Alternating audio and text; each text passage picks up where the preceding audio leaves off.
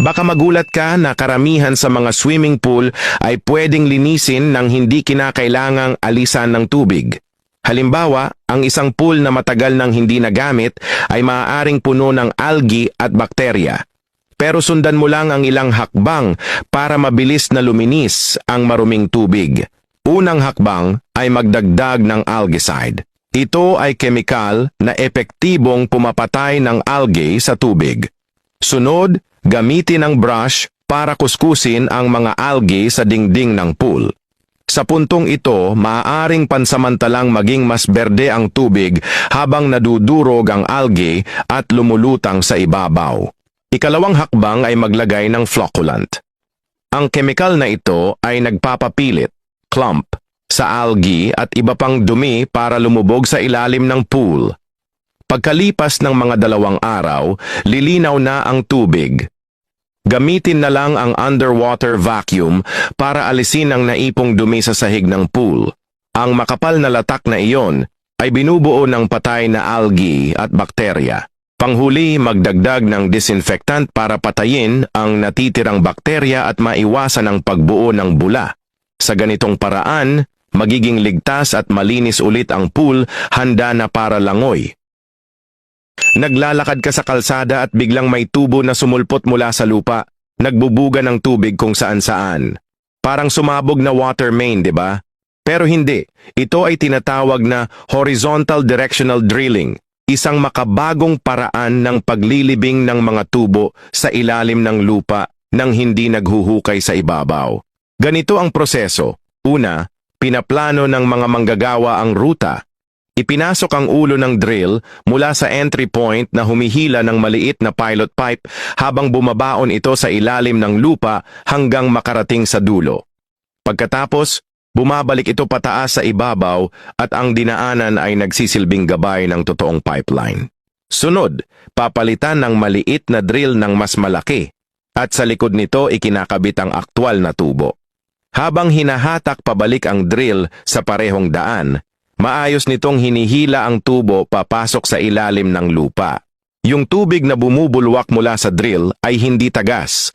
Sadyang inilalabas iyon para banlawan ang lupa at palamigin ang drill habang pumuputol ng daan. Kapag bumalik na sa hukay na pinagmulan ang drill, tinatanggal ang ulo at nananatiling nakabaon ang tubo. Ang pamamaraang ito ay nakakatipid ng oras at pera kumpara sa tradisyonal na malalim na hukay. Para manatiling tumpak, gumagamit ang mga manggagawa ng handheld trackers para subaybayan ang eksaktong posisyon ng drill at agad na itinatama kung ito ay lumilihis. Alam mo ba na sobrang laki ng kita sa pagpapadala ng mga troso papuntang India? Halimbawa, may barkong pangkarga ng 50,000 toneladang troso mula Germany. 30 araw ang biyahe at ang bayad sa kargamento ay $7 million. Araw-araw itong gumagamit ng 30 toneladang heavy fuel oil na nagkakahalaga ng humigit kumulang $450 bawat tonelada. Sa loob ng isang buwan, nasa $450,000 na ang gastos sa gasolina. Idagdag mo pa ang gastos sa komunikasyon, pilotage, docking, anchoring, lashing, at sweldo ng tripulante, mga $700,000 pa. May dagdag na $200,000 para makadaan sa kanal. At kung dadaan ka sa lugar na may mga pirata, kailangan ng international security escorts ng 7 araw, 3 gwardiya, na aabot sa $300,000. Sa lahat ng ito, ang kabuuang kita ay nasa $5.3 million pa rin. Kung inuupahan ang barko, ang daily charter rate ay $20,000, kaya nasa $600,000 para sa isang buwan. Murang-mura ang mga troso mula Africa, kaya karamihan ng kita ay napupunta sa may-ari ng kargamento, hindi sa may-ari ng barko. Pero kung makakakuha ka ng sarili mong barko, mas malaki pa ang kita kaysa sa freight lang. Ito ang klase ng negosyo na dapat lihim kahit sa matalik mong kaibigan, huwag mong ibubunyag.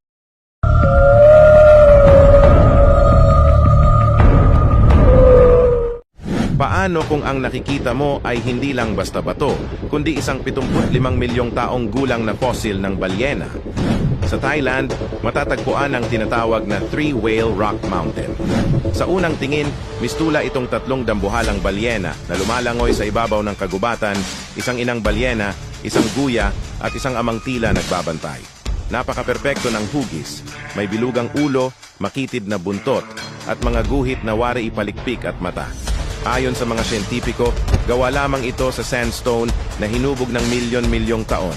Ngunit dahil dating nasa ilalim ng dagat ang buong rehiyon, naniniwala ang ilan na maaaring ang mga batong ito ay fossil ng sinaunang nilalang dagat. May mga nagsasabing kahawig ito ng fossilized na buto, habang ang iba na may naniniwalang isa lamang itong likha ng kalikasan. Hanggang ngayon, wala pang pinal na konklusyon kaya nananatili itong palaisipan. Dinadayo ito ng mga turista at explorer na handang gumastos para masilayan ng tanawin, kung minsan ay sakay ng helicopter o sa pamamagitan ng paragliding. Kapag naroon ka na, halos abot langit ang tanawin. Sa taas na mahigit 300 talampakan, walang bakod o harang, tanging ikaw at ang dambuhalang balyena ng Thailand.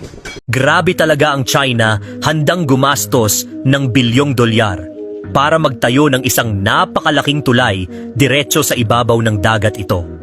Ang Jiaozhou Bay Bridge, isang inhinyeriya at isa sa pinakamahabang tulay na tumatawid sa dagat sa buong mundo.